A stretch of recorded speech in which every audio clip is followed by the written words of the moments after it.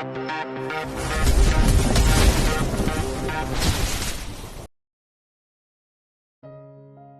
48. Gadis desa dan tuan muda. Cynthia sampai di rumahnya. Ketika masuk dia melihat mama, papa dan kakaknya sedang duduk di ruang tamu. Cynthia masuk dengan wajah kesal. "Kamu kenapa sayang, kok cemberut gitu?" tanya mamanya. "Kak Radit mah, udah 2 hari dia pergi ke Bandung belum juga pulang. Padahal aku pengen ketemu," jelas Cynthia kesal. "Emang ada urusan apa Radit ke Bandung?" tanya mamanya. "Karena ibu sopirnya meninggal," jelas Cynthia sambil duduk di sebelah mamanya. "Hanya karena ibu sopirnya meninggal dia sampai rela pergi ke Bandung?" tanya Mama Nita heran. "Itu dia yang membuat aku kesal. Sama sopir dia perhatian. Tapi aku orang yang dijodohkan dengannya dianggurin," jawab Cynthia tambah kesal. "Tadi pagi Om Gunawan juga pergi ke Bandung," kata Chandra kakak Cynthia. "Kok bisa kebetulan ya?" tanya Mama Nita curiga. "Mungkin Mas Gunawan ada pekerjaan yang harus diurus di Bandung," jelas Hendra. "Tidak mungkin Pak. Setiap ada pekerjaan biasanya Om Gunawan selalu bawa aku," jawab Chandra. "Mungkin ada urusan yang mendesak. Jadi tidak memerlukanmu." "Tidak semua urusan dia harus bawa kamu," jelas Hendra lagi. "Iya mungkin Pak," jawab Chandra. "Alah Mas, dari dulu kamu tidak pernah tahu dengan urusan kakakmu itu. Kamu terlalu takut dengannya. Mungkin kalau kamu lebih berani. Anak kita Chandra sudah duduk di posisi CEO. Bukan hanya bawahan Mas Gunawan aja," jawab Nita sinis. "Emang dari dulu Mas Gunawan lebih bisa memimpin perusahaan daripada aku," kata Hendra membela diri. "Kamu aja yang terlalu takut. Mas Gunawan tidak punya anak. Kalau dia sudah meninggal siapa yang akan melanjutkan perusahaan kalau bukan anak kita? Seharusnya kamu bisa membujuk Mas Gunawan memberikan sahamnya untuk Chandra," kata Nita. Hendra hanya diam saja. Dia malas meladenin omongan istrinya. Bisa panjang kalau dia jawab. Kemudian dia pergi ke kamar. "Kalau sudah ngomongin masalah ini kabur terus," teriak Nita marah. "Udah Ma, aku sudah senang dengan posisi sekarang. Apalagi Om Gunawan sudah memberi kepercayaan kepada aku," bujuk Chandra. "Kamu sama saja dengan papamu," kata Nita sewot. Tidak lama kemudian Cynthia berdiri dari tempat duduknya. Dia bersiap-siap untuk pergi. "Kamu mau kemana?" tanya Chandra penuh selidik. "Mau ketemu sama teman di luar," jawab Cynthia santai. "Kamu baru saja pulang. Sudah keluyuran lagi. Sebaiknya anak perempuan di rumah saja," kata Chandra tegas. "Kakak tidak usah urus urusanku. Lebih baik kakak cari istri sana, biar tidak selalu mencampuri urusanku," sindir Cynthia. "Kamu..." Chandra mulai marah. "Udah biarin aja dia ketemu sama temannya. Dia masih muda," bela Nita. "Makasih Mama. Cynthia pergi dulu," kata Cynthia sambil berjalan tanpa melihat Chandra. Mama terlalu memanjakan Cynthia. Dia sudah besar. Seharusnya dia sudah bisa mandiri bukan manja seperti ini. Kerjanya hanya keluyuran tidak jelas seperti itu. Apalagi dia anak perempuan. Bahaya kalau sering pergi tidak jelas seperti itu," ucap Chandra. "Mengapa dia harus mandiri? Kalau dia adalah cucu perempuan satu-satunya dari keluarga Wiratmaja. Apalagi dia juga mau nikah dengan keluarga Handoko. Jadi biarkan saja dia berfoya-foya selagi muda. Uang tidak akan habis hanya karena dia suka berfoya-foya," jelas Nita santai. Susah bicara dengan Mama. Kalau sempat terjadi apa-apa dengan Cynthia baru Mama menyesal, kata Chandra sambil berdiri menuju kamar meninggalkan mamanya sendiri di ruang tamu. Cynthia sampai di depan sebuah bar. Ketika keluar dari mobil dia sudah ditunggu oleh seorang laki-laki. Pas berjumpa mereka saling berpelukan. "Kenapa kamu mengajak aku ke sini sayang?" tanya Bastian. "Aku lagi kesal, lebih baik kamu temanin aku malam ini," ucap Cynthia manja. "Ya udah, ayo kita masuk," ajak Bastian sambil merangkul pinggang Cynthia masuk ke dalam bar. Sementara mobil Radit, Davin dan Sisi lewat di situ ketika Cynthia dan Bastian masuk ke dalam bar. Davin secara tidak sengaja melihat Cynthia dengan laki-laki. "Dit, bukankah itu Cynthia?" ucap Davin memelankan laju mobilnya. Iya," kata Radit melihat ke arah Cynthia yang masuk ke dalam bar sambil dirangkul seorang laki-laki. "Lu tidak menghentikannya?" tanya Davin. "Untuk apa?" tanya Radit. "Secara dia calon tunangan loh. Masak anak gadis mainnya di bar dengan laki-laki lagi," ucap Davin. "Bukan urusan gue," jawab Radit cuek. "Tapi bisa merusak citranya," kata Davin lagi. "Biarkan keluarganya yang mengurus," kata Radit. "Tapi kalau terjadi apa-apa, nama keluarga lu akan terbawa-bawa. Karena dia adalah orang yang dijodohkan dengan lu," ucap Davin. Radit hanya diam saja. Tidak ada tanggapan darinya. "Dulu mungkin aku akan berpikir untuk menghentikannya. Tapi sebelum aku tahu kalau Rania anak Om Gunawan. Sekarang sudah berbeda. Karena orang yang asli dari tali perjodohan denganku bukan Cynthia tapi Rania," batin Radit. "Biar aja, kita langsung saja pulang ke rumah." "Gue sudah capek," jawab Radit. "Oke bos, tapi kita antar Sisi ke apartemennya," kata Davin melirik ke arah Sisi duduk. Ternyata dia tertidur. Mungkin karena sudah lelah. Davin kasihan dengan pacarnya itu. Dia kurang istirahat sejak Bunda Rania meninggal.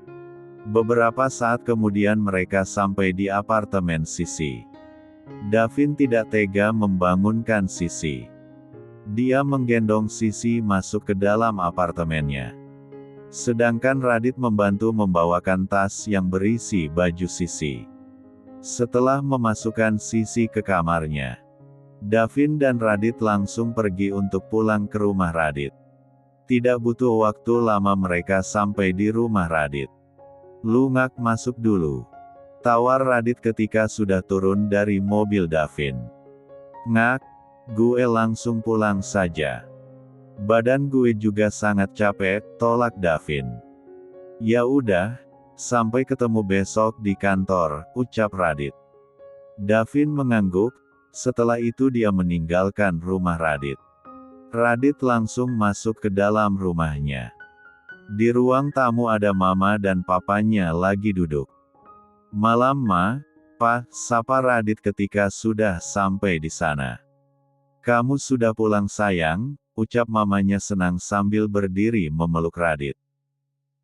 "Iya Ma, kami baru sampai," jawab Radit setelah mamanya melepaskan pelukan. "Papa kapan pulang?" tanya Radit lagi. "Kemarin siang," jawab papanya. "Kakak baru pulang, Randy tiba di sana." "Iya," jawab Radit. "Terus di mana Antik?" tanya Randy. "Dia masih di kampungnya," jawab Radit. "Kapan dia ke Jakarta?" tanya Randy penasaran. "Belum tahu," jawab Radit. "Maksud Kak Radit?" tanya Randy. Radit hanya diam saja. Dia juga tidak bisa menjelaskan kapan Rania akan ke Jakarta. Karena dia sendiri tidak tahu. "Apa semua baik-baik saja?" tanya Mama Diva. Ada yang mau Radit ceritakan sama mama dan papa. Tapi Radit mandi dulu biar agak segaran, ucap Radit sambil berjalan menuju kamarnya. Kak Radit tunggu. Kamu harus menjelaskannya dulu, teriak Randy mendesak. Radit tidak menghiraukan Randy, dia terus berjalan ke kamarnya. Randy agak kesal. Dia sudah menunggu-nunggu kabar tentang Rania. Bahkan dia sampai tidak fokus bekerja. Bab 49. Radit sudah selesai mandi dan berpakaian. Dia segera turun ke ruang tamu. Mama, papanya dan Randy masih duduk di sana. Jadi kapan Antik pulang Kak? Tanya Randy ketika melihat Radit datang. Dia sudah tidak sabaran menunggu jawaban Radit. Kamu kenapa sibuk mengurusi masalah Rania?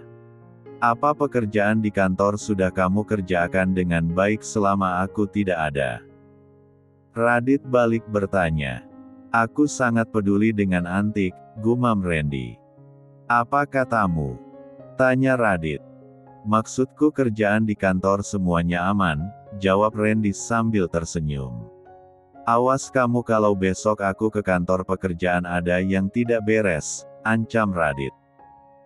Udah, baru ketemu sudah berantem, Mama Diva jadi penengah. Kak Radit yang mulai masak pertanyaan aku tidak dijawab, ucap Randy sewot. Kamu diam, kata Mama Diva pada Randy.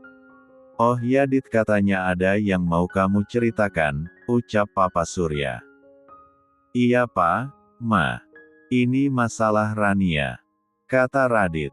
Memang kenapa dengan Antik Kak? Apa dia sakit? Tanya Randy cemas. Randy kamu diam dulu. Kakakmu belum selesai bicara, kata Mama Diva lagi. Iya Ma, jawab Randy manyun. Apa Mama dan Papa kenal dengan Retno istri pertama Om Gunawan? Tanya Radit. Dia mengabaikan pertanyaan Randy. Iya kami tahu. Tapi bukannya Retno sudah meninggal 25 tahun yang lalu dalam sebuah kebakaran. Bahkan kematiannya diikuti dengan berita perselingkuhan. Banyak koran yang memberitakannya. Karena perselingkuhannya dengan asisten pribadi Gunawan sendiri, jelas Papa Surya. Diingat sekali bagaimana berita itu menyebar dan mengakibatkan sahabatnya Gunawan sangat terpukul. Itu masalahnya sekarang Pak, kata Radit. Maksud kamu? Papa Surya penasaran. Maksud Radit, Rania itu anak Retno istri Om Gunawan, kata Radit. Itu tidak mungkin karena Papa sendiri yang menemani Hendra melihat mayat Retno yang terbakar di rumah sakit waktu itu, kata Papa Surya. Pa dan Kak Radit bicarakan apa? Kenapa aku tidak mengerti? Tanya Randy bingung. Iya Mama juga yakin kalau Retno meninggal. Tapi setelah kebakaran itu Rendra ikut menghilang sampai sekarang tidak ada kabarnya, ucap Mama Diva. Tidak, Mama dan Papa salah. Sebenarnya Retno masih hidup dan Rania adalah putri Retno dengan Om Gunawan. Sedangkan Rendra adalah paman Rania dan kakak kandung Retno, ucap Radit. Apa? Bagaimana bisa? Tanya Papa dan Mama Radit terkejut. Kemudian Radit menceritakan semuanya. Mulai dari dia mengantar Rania pulang karena bundanya meninggal sampai Gunawan datang ke sana. Sehingga terungkaplah semuanya. Surya dan Diva sangat terkejut mendengar cerita Radit. Secara selama ini mereka sudah salah mengira sama seperti Gunawan. Mereka bahkan sudah berpikiran buruk terhadap Retno dan Rendra. Ya Tuhan, begitu kasihannya mereka. Apalagi yang Mama tahu Retno walaupun tumbuh di panti asuhan. Tapi dia wanita yang sangat baik. Mama waktu itu juga tidak percaya. Tapi karena banyak berita yang beredar, mau tidak mau kami harus percaya. Siapa yang tega berbuat jahat kepada Retno dan Rendra ya? Ucap Mama Diva ikut sedih. Radit sebenarnya pas membaca nama Rania yang ada inisial W-nya jadi ada tanda tanya. Karena mirip dengan perusahaan W milik keluarga Wiratmaja. Terus pas Rania nginap di sini Radit pernah melihat foto bundanya di ponsel Rania. Rasanya Radit seperti pernah melihat foto Bunda Rania. Sekarang Radit baru ingat kalau fotonya ada di album foto kita, jelas Radit. Terus bagaimana dengan Gunawan? Tanya Papa Surya. Radit sekarang tidak tahu. Setelah semua yang terjadi, Om Gunawan pulang ke Jakarta, ucap Radit. Pasti Gunawan sangat merasa bersalah. Dia sangat mencintai Retno. Dulu dia bahkan berusaha meyakinkan keluarganya supaya mereka mau menerima Retno sebagai istri Gunawan, ucap Papa Surya. Terus bagaimana dengan Antik Kak? Dia pasti sangat terpuruk. Kasihan sekali Antik, ucap Randy. Itu sebabnya dia belum bisa memutuskan untuk ke Jakarta lagi, jawab Radit. Maksud kakak Antik tidak kembali lagi ke sini? Tanya Randy. Iya, jawab Radit. Tidak bisa begitu. Aku harus bujuk Antik, kalau perlu aku jemput dia ke Bandung, kata Randy. Kamu tidak boleh ke Bandung. Kerja kamu di sini banyak, ucap Radit. Kak Radit kenapa selalu saja melarang aku ketemu dengannya? Kemarin ketika aku mau mengantarnya Kak Radit juga tidak izinkan. Apa Kak Radit juga menyukainya? Tanya Randy mulai kesal. Bukan begitu Ren, kata Radit. Atau Kak Radit sekarang senang? Karena dia anak dari Om Gunawan. Jadi orang yang dijodohkan dengan Kak Radit akan berganti dari Cynthia menjadi Rania. Randy tambah kesal hatinya sakit menerima kenyataan bahwa Rania anak Om Gunawan. Kamu bisa diam tidak? Jangan bawa-bawa perjodohan dong, kata Radit tidak kalah marahnya. Kenapa? Emang ketanyaannya seperti itu? Kak Radit selama ini tidak menyukai Cynthia. Sekarang Om Gunawan menemukan anaknya yang ternyata Rania. Dan kakak juga menyukai Rania kan, ucap Randy mengejek.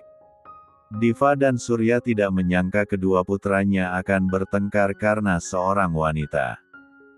Kenapa mereka harus menyukai wanita yang sama? Pasti salah satu dari mereka akan terluka. Kamu, kata Radit terputus. Kalau Kak Radit tidak suka, harusnya kakak menerima perjodohan dengan Cynthia dan Rania biar denganku, ucap Randy lagi. Sudah berhenti. Kalian bukan anak kecil lagi yang harus merebutkan sesuatu seperti mainan, tegur Mama Diva. Kali ini aku tidak akan mengalah dengan kakak, ucap Randy. Setelah itu dia meninggalkan ruang tamu menuju kamarnya. Radit mengusap wajahnya dengan kasar. Dia tidak menyangka akan menyukai orang yang sama dengan Randy. Hatinya yang terluka selama ini baru terobati dengan kehadiran Rania. Tapi kalau dia terus memaksakan hatinya Randy yang akan terluka. Dia tidak ingin bersaing dengan adiknya. Kalau Randy sungguh menyukai Rania dia akan mundur. Kamu harus tenang dulu. Sekarang mungkin Randy sedang emosi. Tapi kamu tahu adikmu itu. Dia tidak akan bisa lama-lama marah, hibur Mama Diva. Iya, yang penting sekarang kita sudah tahu kenyataan tentang Rania. Kedepannya apapun yang terjadi, kita harus hadapi termasuk keputusan tentang perjodohanmu dengan keluarga Wiratmaja, kata Papa Surya. Radit tidak akan mau dijodohkan dengan Cynthia Pak. Biarpun Rania bukan bagian dari keluarga itu Radit tetap menolak, ucap Radit. Tapi kita tidak bisa membatalkan begitu saja, ucap Mama Diva. Mama tenang saja. Aku sedang mengumpulkan bukti kalau Cynthia tidak pantas jadi istriku. Ketika semua bukti sudah terkumpul maka mereka tidak bisa memaksa perjodohan ini lagi, ucap Radit. Diva dan Surya saling menatap. Mereka tahu kalau Radit sudah bertekad. Tidak ada yang tidak mungkin. Kalau gitu Radit ke kamar dulu istirahat. Soalnya besok Radit langsung masuk kantor, ucap Radit. Ya udah. Kamu pasti capek, jawab Mama Diva. Radit berjalan menuju kamarnya. Sedangkan Mama dan Papanya masih mengobrol di ruang tamu. Bab 50. Randy masuk ke kamarnya. Sampai di sana dia langsung duduk di sofa. Hatinya masih saja kesal. Dulu aku tidak pernah merasakan perasaan sesuka ini dengan seorang wanita. Tapi sekarang perasaan ini malah tambah berkembang kepada Antik.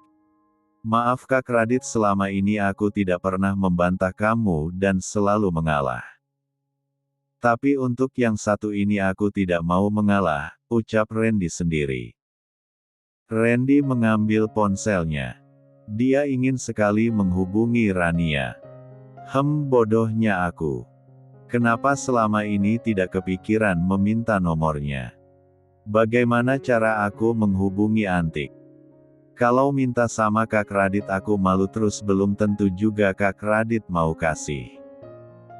Tapi kalau menghubungi Kak Davin pasti dia sudah tidur karena baru sampai, ucap Randy. Randy bolak-balik seperti setrikaan di kamar.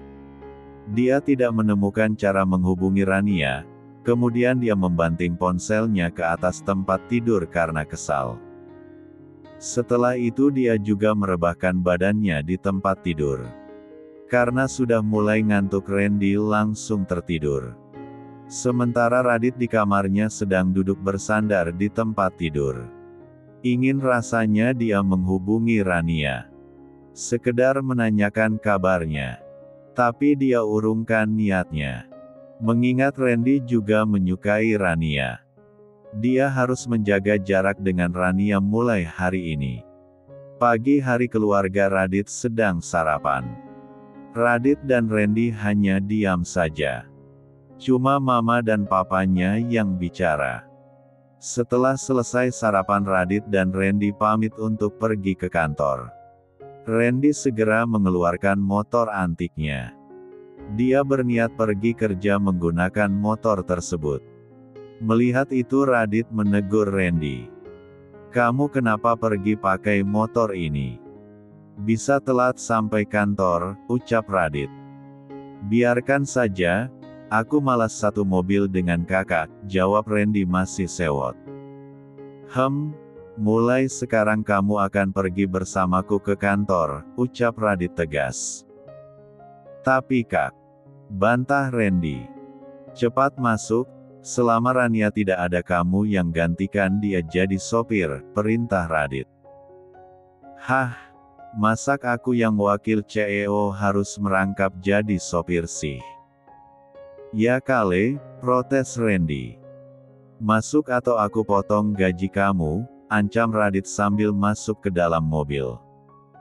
Randy tidak mau gajinya dipotong. Kalau dia menolak pasti Radit akan potong gajinya. Padahal dia mau membelikan motornya kaca spion antik. Jadi dia harus mengumpulkan uang dulu. Kalau minta sama Papa dan Mamanya sudah jelas tidak dikasih. Mau tidak mau Randy mengikuti perintah Radit. Sepanjang jalan menuju kantor Randy mengomel sudah seperti emak-emak. Radit hanya tersenyum melihat adiknya itu. Biarpun malam tadi Randy marah samanya. Dia tidak akan bisa marah lama karena sifatnya yang seperti itu. Sampai di parkiran kantor. Radit keluar dari mobil diikuti Randy. Davin juga sampai bersamaan dengan mereka. Sudah punya sopir baru Pak? Tanya Davin sambil tersenyum. Aku bukan sopir Kak Radit. Cuma menggantikan sampai Antik datang saja, jawab Randy sewot. Davin tertawa melihat Randy. Kemudian mereka berjalan masuk ke dalam kantor. Radit tunggu, panggil Gunawan tiba-tiba. Radit dan yang lain melihat ke arah Gunawan. Om Gunawan, ucap Radit terkejut. Ada yang mau Om bicarakan dengan kamu, kata Gunawan sambil berjalan ke arah Radit. Kami duluan ke dalam Pak, kata Davin. Setelah itu dia dan Randy meninggalkan Radit dan Gunawan di parkiran. Ada apa Om?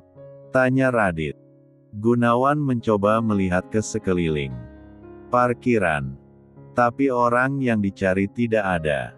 Di mana Rania? Tanya Gunawan. Rania masih di Bandung Om, jawab Radit. Dia tidak ikut kamu pulang ke Jakarta. Tanya Gunawan lagi.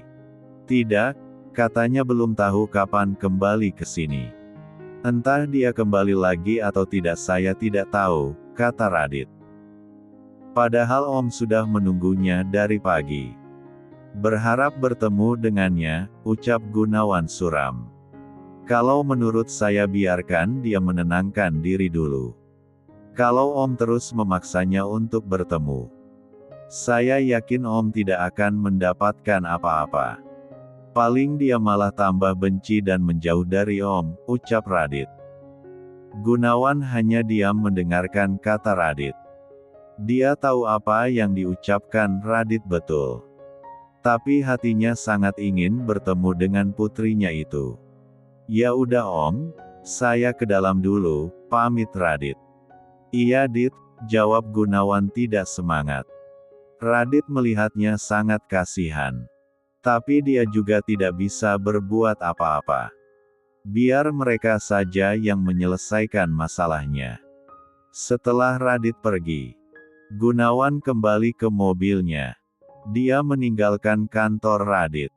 Hari ini dia tidak semangat untuk ke kantor jadi Gunawan memutuskan pulang ke rumahnya. Radit sampai di ruangannya. Ternyata Randy menunggunya di sana.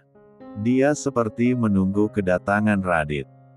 Kamu kenapa duduk di sini? Tanya Radit heran. Aku mau tahu Om Gunawan membicarakan apa. Tanya Randy.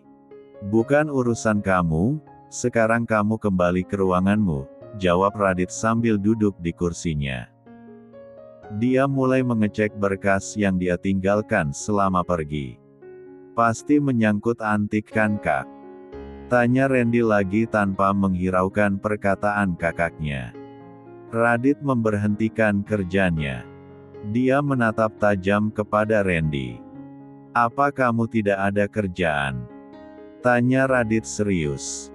Randy melihat Radit mulai serius ada rasa bimbang. Tapi rasa penasaran mengalahkannya. Aku cuma pengen tahu aja, jawab Randy. Sekarang kita di kantor. Masalah pribadi tidak dibicarakan di sini tapi di rumah. Apa pekerjaan kamu selama aku tinggalkan sudah beres semua? Tanya Radit. Tapi kakak tinggal jawab aja susah amat. Sudah. Jawab Randy. Kalau begitu bawa semua laporan yang kamu kerjakan ke sini sekarang juga. Biar aku cek, perintah Radit. Waduh mampus aku. Gara-gara mikirin antik, aku tidak fokus bekerja. Semua yang sudah aku kerjakan belum dicek ulang. Kalau sempat ada kesalahan bisa-bisa Kak Radit marah. Ujung-ujung potong gaji. Kak Radit kejam kalau menyangkut masalah pekerjaan, batin Randy. Hehe, tidak bisa laporannya besok aja Kak. Bujuk Randy. Kenapa? Tapi kata kamu semuanya sudah selesai, ucap Radit tajam. Anu Kak. Kata Randy terputus, dia menggaruk kepalanya yang tidak gatal. Anu apa? Desak Radit. Gimana ngomongnya ya? Ucap Randy. Jangan berbelit-belit. Kalau memang belum siap. Kenapa kamu masih di sini? Pokoknya aku tidak mau tahu. Sekarang kamu kembali ke ruanganmu. Aku mau laporannya hari ini. Kalau tidak siap hari ini gajimu aku potong 50%, ancam Radit. Mendengar gajinya akan dipotong 50%, Randy jadi menciut. Iya, iya. Kenapa kakak kejam amat sama adik sendiri sih, jawab Randy sewot. Dia segera meninggalkan ruangan Radit. Kamu kalau tidak diancam dulu pasti ngeyel seperti anak perempuan, ucap Radit geleng kepala melihat Randy meninggalkan ruangannya. Radit sibuk mengecek semua berkas. Selama dia pergi pekerjaannya menumpuk. Biarpun dia sudah menyuruh Randy menghandlenya. Tapi tidak semua pekerjaannya bisa dikerjakan Randy. Di sela bekerja Radit masih kepikiran dengan Rania. Sejak dia sampai di Jakarta dia belum pernah menghubungi Rania. Ada rasa rindu ingin bertemu dengannya. Bab 51. Cynthia pulang ke rumahnya pagi hari. Ketika dia mau masuk ke dalam rumah Chandra keluar mau pergi kerja.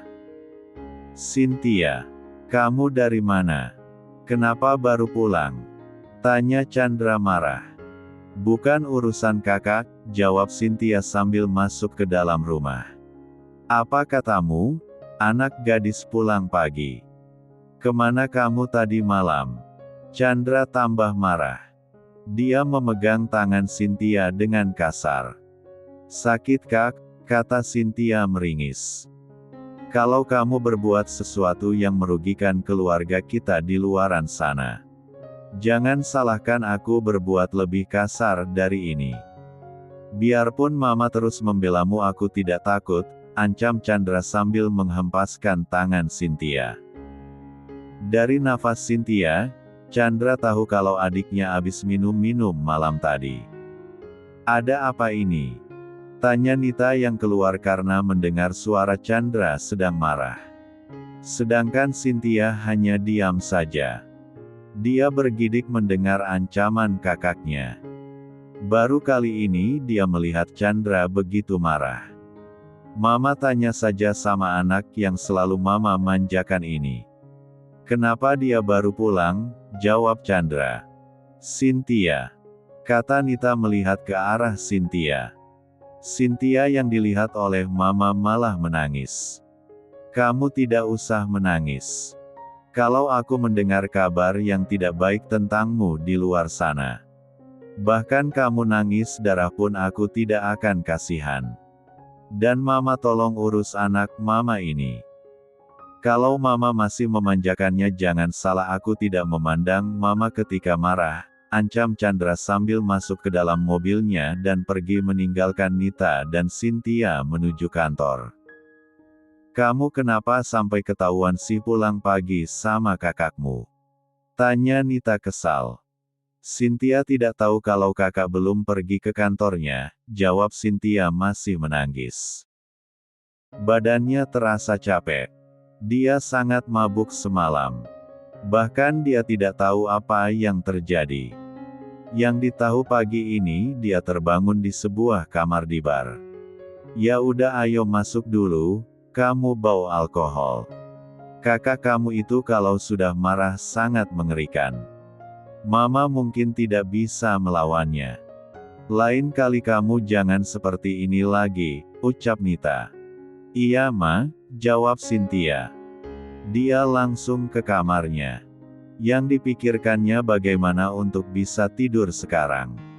Sementara Gunawan sampai di rumahnya. Dia masuk ke dalam rumah dengan tidak semangat. Loh mas kok sudah pulang? Apa kamu sakit? Tanya Nela heran melihat Gunawan pulang. Aku lagi malas ke kantor, jawab Gunawan sambil duduk di sofa ruang tamu. Tumben kamu malas. Tanya Nela dia juga ikut duduk di sana. Papa di mana? Tanya Gunawan. Papa tadi masih di kamarnya, mau aku panggilkan? Tanya Nela. Tidak usah, kata Gunawan.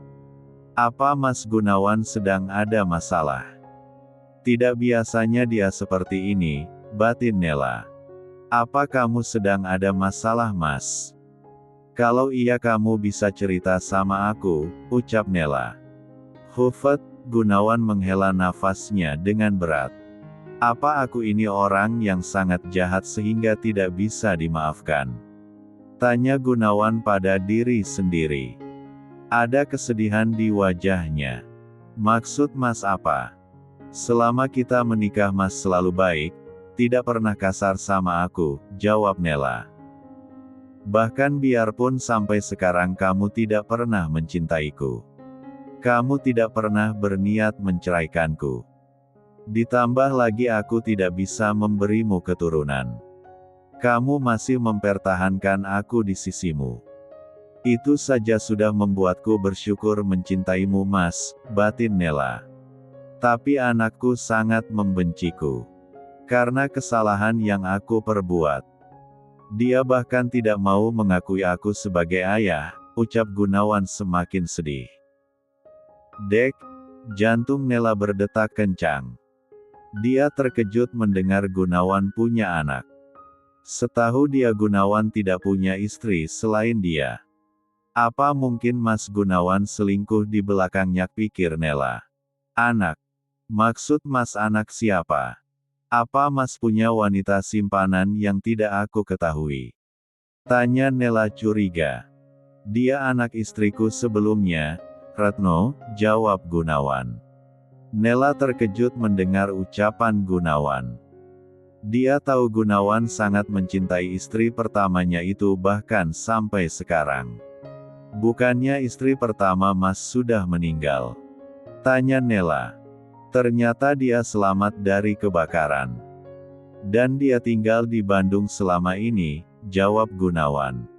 Berarti Mas ke Bandung kemarin untuk bertemu dengannya? Tanya Nela. Munafik dia tidak merasakan sedikit cemburu. Tapi dia harus tetap tenang apapun jawaban Gunawan. Iya, tapi... Jawaban Gunawan terputus. Dia terkejut ternyata papanya sudah berdiri di belakang mereka. Tapi apa Mas? Tanya Nela. Dia berusaha menahan air mata. Dia takut Gunawan akan meninggalkannya dan kembali ke istri pertamanya itu. Tapi dia sudah meninggal sehari sebelum aku sampai di sana. Jawab Gunawan sedih. Ada rasa kasihan dan lega di hati Nela. Apa yang kamu bicarakan Gunawan? Kenapa kamu masih mencari Retno? Tanya Wiratmaja yang merupakan papa Gunawan. Umurnya sudah 70 tahun tapi badannya masih kelihatan kuat. Retno dan Rendra tidak bersalah Pak. Selama ini kita yang salah, jawab Gunawan sedih. Maksudmu? Tanya papanya. Kemudian dia menceritakan semuanya. Mulai dia mencurigai Rania ketika mereka bertemu, mencoba mencari identitasnya. Terus sampai di Bandung bertemu Rendra.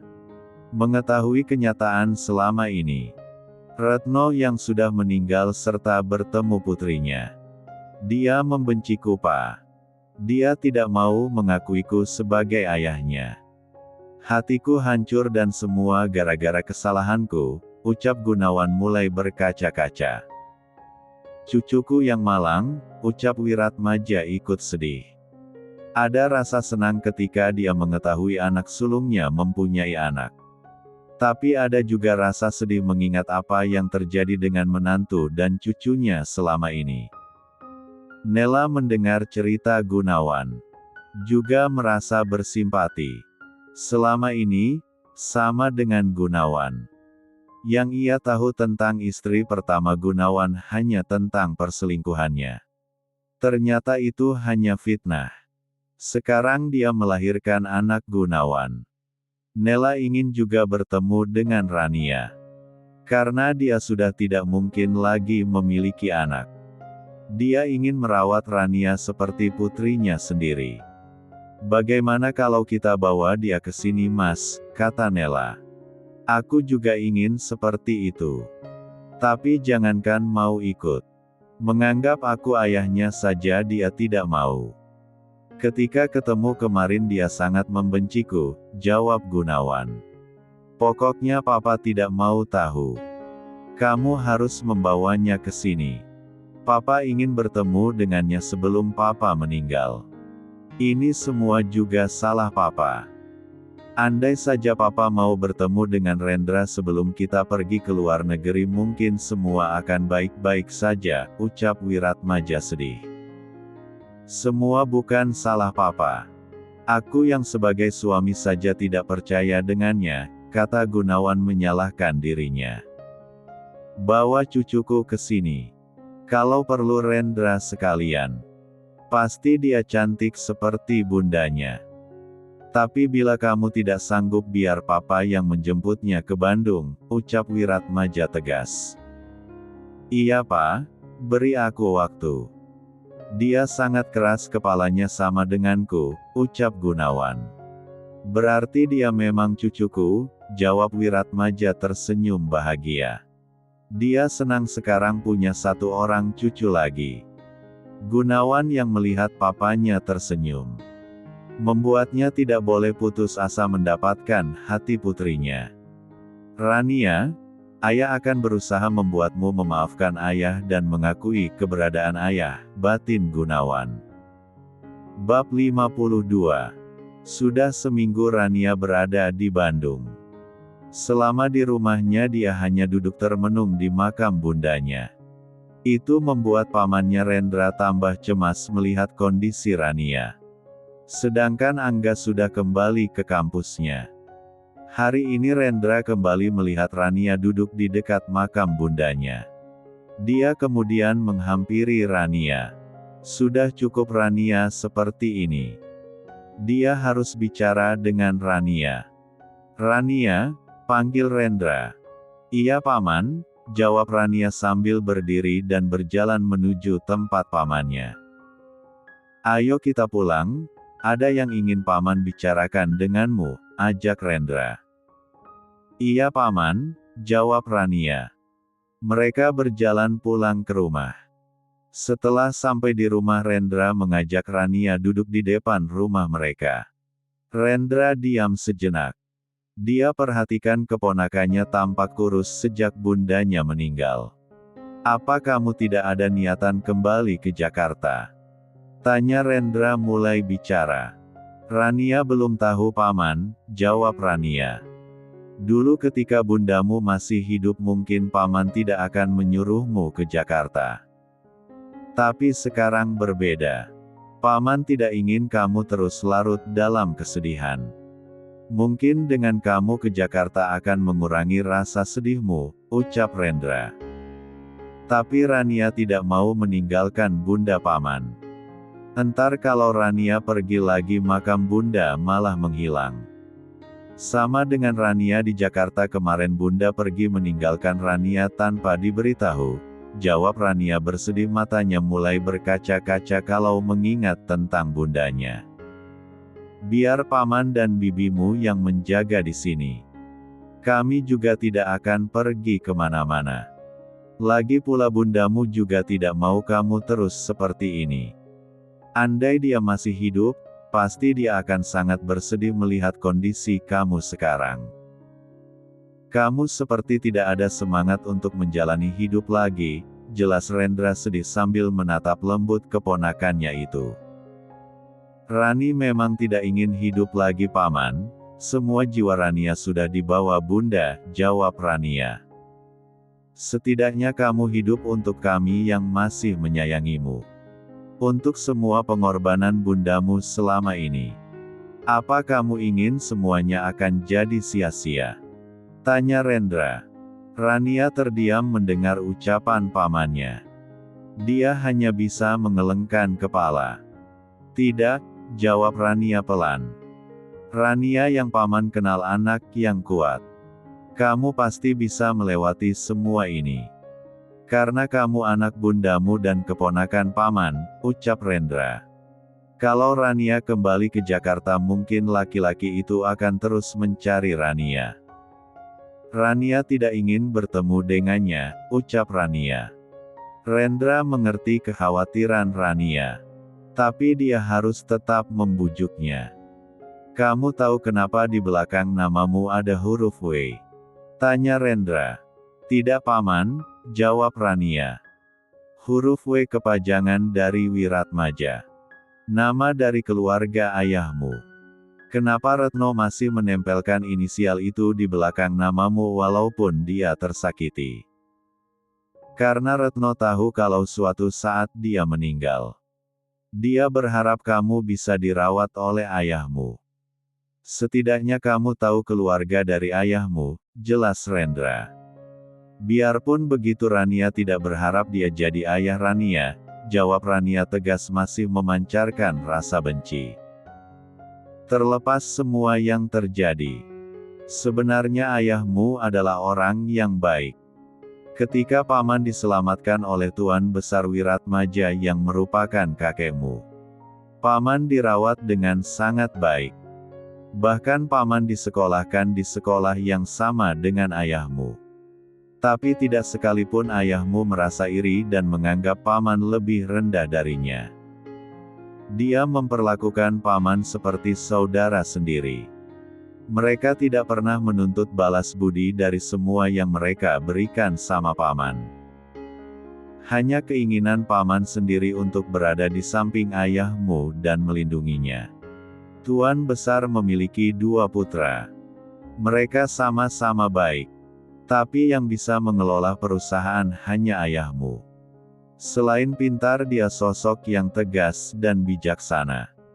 Ayahmu juga sudah dihukum dengan dia tidak punya anak dari istrinya yang sekarang. Itu adalah sebuah hukum yang sangat berat bagi seorang pengusaha. Mereka berharap bisa memiliki anak supaya ada yang meneruskan usahanya. Anak bagi mereka ada sebuah harapan.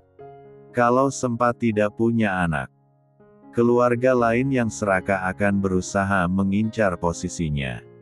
Mau tidak mau ayahmu akan mencari siapa penerus selanjutnya.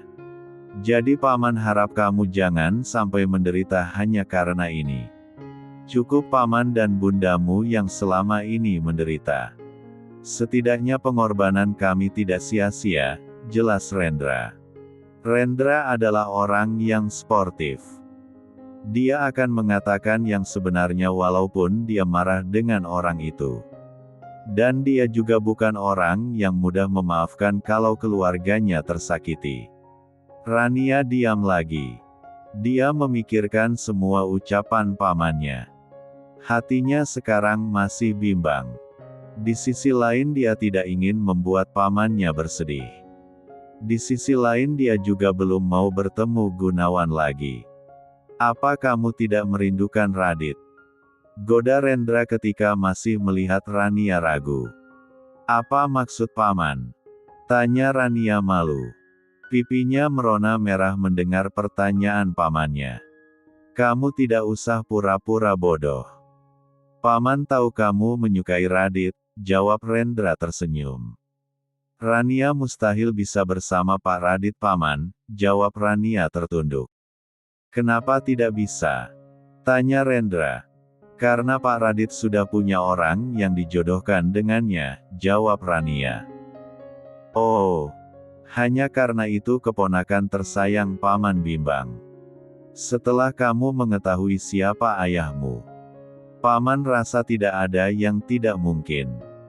Apalagi Radit juga tahu masalah ini, jelas Paman. Tapi Rania tidak ingin memakai nama keluarga darinya, jawab Rania. Biarpun kamu tidak memakai status dari keluarga ayahmu, Paman yakin Radit tidak akan menjadikan anak Hendra sebagai istrinya, ucap Rendra. Kenapa Paman bisa seyakin itu? Tanya Rania heran.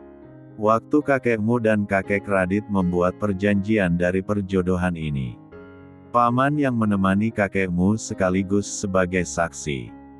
Isi dari perjanjian cucu yang akan dijodohkan itu adalah anak pertama dari Gunawan dan Surya. Biarpun kamu tidak mengakui keluarga ayahmu, Paman rasa Radit akan menjadikan ini sebagai alasan untuk penolakannya terhadap anak Hendra.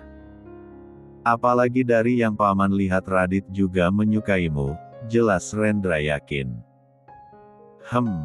Kalau dia memang menyukai Rania, kenapa sejak dia kembali ke Jakarta tidak pernah menghubungi Rania? Ucap Rania pelan sedikit sewot. Hehe.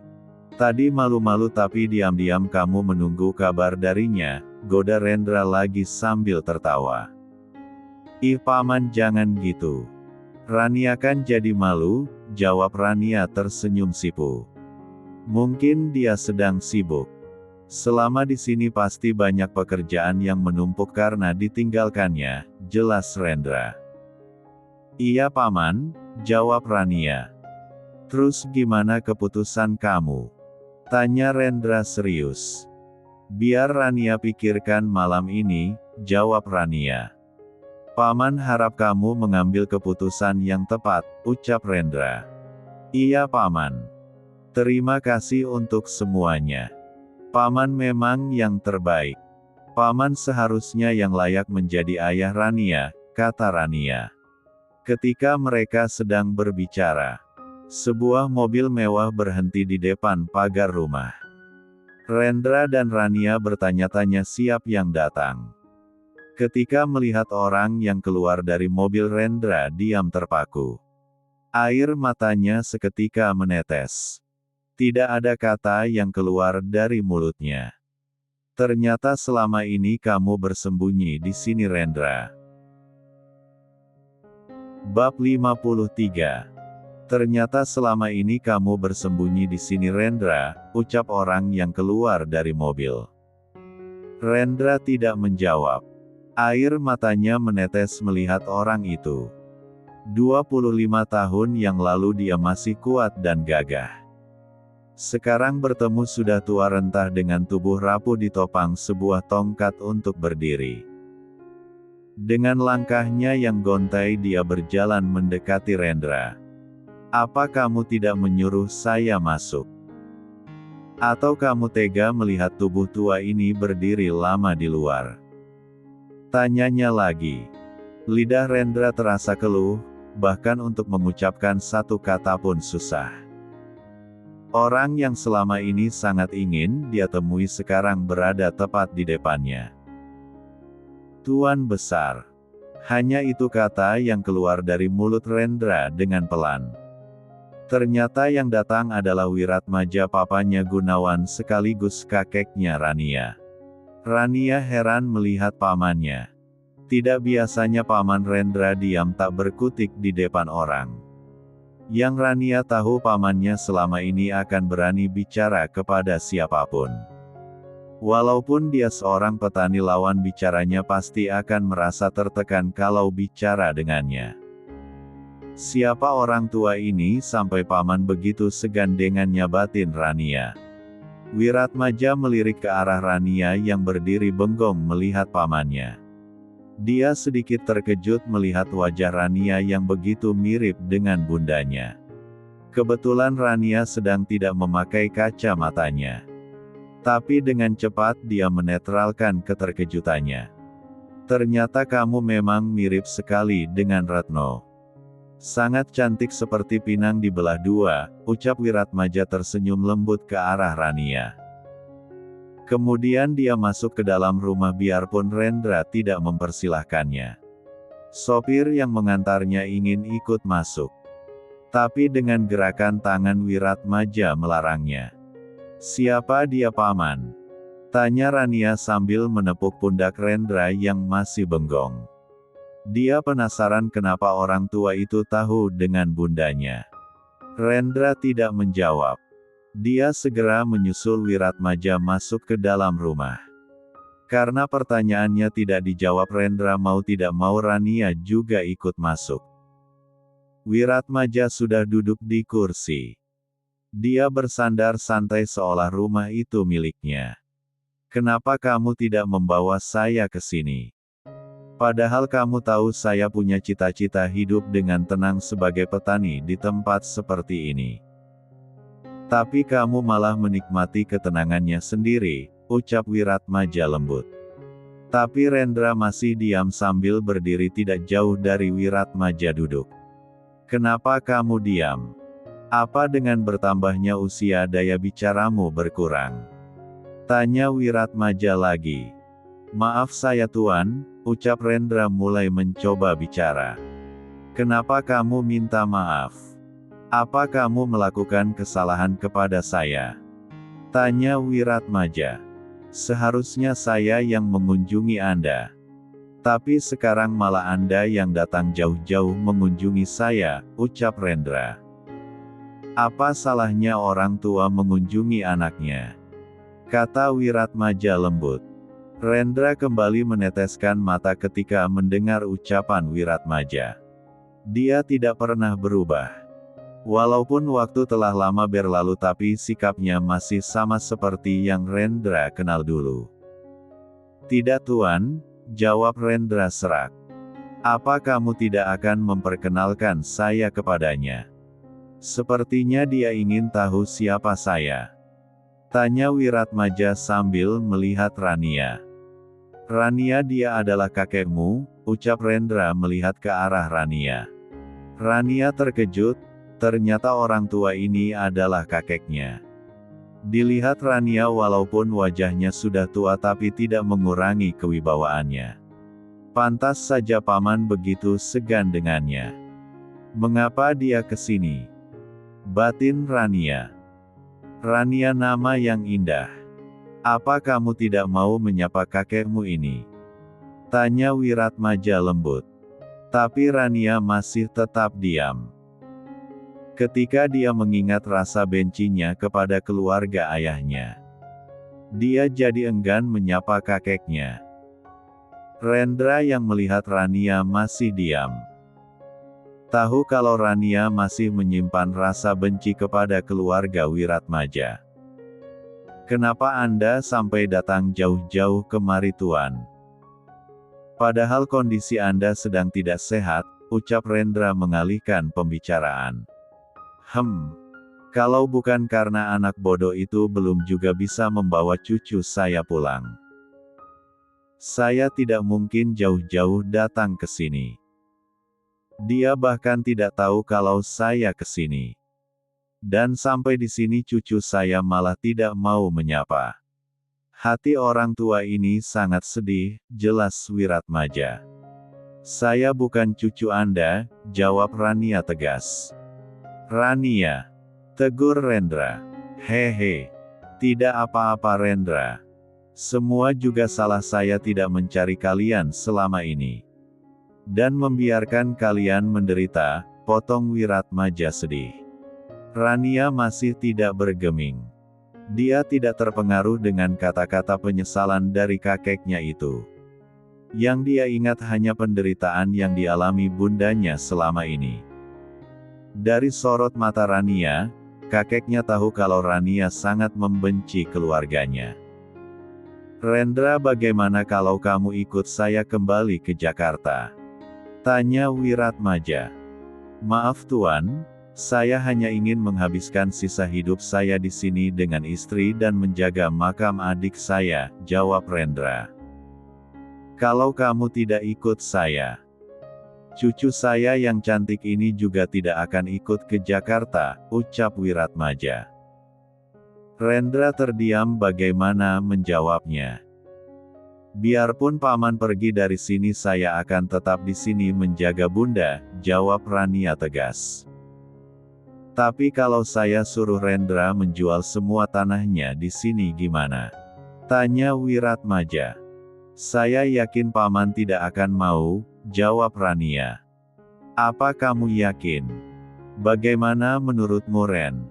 Tanya Wiratmaja tersenyum. Dia tahu Rendra tidak akan pernah menolak permintaannya. Kenapa Anda harus memaksa kami? Apa semua orang kaya suka sekali memaksakan kehendaknya? Tanpa memikirkan orang lain? Tanya Rania dengan menatap tajam ke arah Wiratmaja. Yang ditatap hanya tersenyum saja. Rendra malah tambah pusing dengan kakek dan cucu yang sama-sama keras kepala. Kalau kamu mau ikut ke Jakarta, maka paman dan tanah ini aman, jawab Wiratmaja. Kenapa paman diam saja? Apa paman akan mengikuti semua yang dikatakan orang tua bangka ini? Tanya Rania mulai emosi. Dia kehilangan kesabaran. Dia juga takut kalau sampai makam bundanya tergusur gara-gara pamannya mengikuti perintah Wiratmaja. "Rania, jaga bicaramu," ucap Rendra tegas. "Haha. Saya suka sebutan tua bangka darimu cucu," kata Wiratmaja tertawa. Ternyata cucu perempuannya ini sangat keras kepala dan tidak takut dengan apapun. Mengingatkan dengan dirinya dan Gunawan ketika muda. "Ya, habisnya paman diam saja," jawab Rania pelan. Wiratmaja yang melihat Rania patuh sama Rendra. Dia tambah yakin untuk membawa Rania, dia harus membujuk Rendra. "Bukan begitu nak. Seperti yang paman ceritakan sebelumnya. Tuan Besar pernah menyelamatkan nyawa paman waktu kecil. Dia juga merawat paman sampai besar. Bagi paman dia sudah seperti orang tua kandung paman sendiri. Tapi sampai sekarang paman belum bisa membalas budinya. Jika sekarang dia meminta nyawa paman akan memberikannya. Karena itu janji yang paman ucapkan ketika dia menolong paman," jelas Rendra lembut. Rania hanya diam mendengar ucapan pamannya. Dia tahu kalau pamannya sudah berjanji pantang baginya mengingkari. "Saya tidak akan minta nyawamu. Tapi yang saya minta supaya cucu saya kembali ke Jakarta," ucap Wiratmaja. "Kenapa Anda terus memaksa saya ke Jakarta?" tanya Rania. "Karena kamu cucuku. Dan seharusnya kamu berada di mana kakekmu ini berada," jawab Wiratmaja sambil tersenyum.